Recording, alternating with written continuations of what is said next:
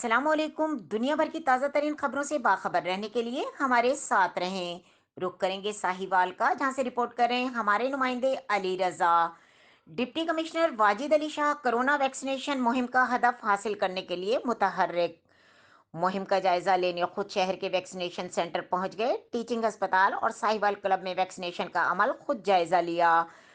12 नवंबर तक मुकर्ररा टारगेट का हुसूल हर सूरत यकीनी बनाने की हिदायत। डिप्टी कमिश्नर का टीचिंग अस्पताल में ट्रामा सेंटर, इमरजेंसी वार्ड समेत मुख्तलिफ शोबाजात का मुआयना, डॉक्टरों और अमले की हाजिरियां और अस्पताल की सफाई चेक की। जेर इलाज मरीजों इनके साथ लवाहिकीन से तिब्बी सहूलियात के बारे में गुफ्तगू भी की।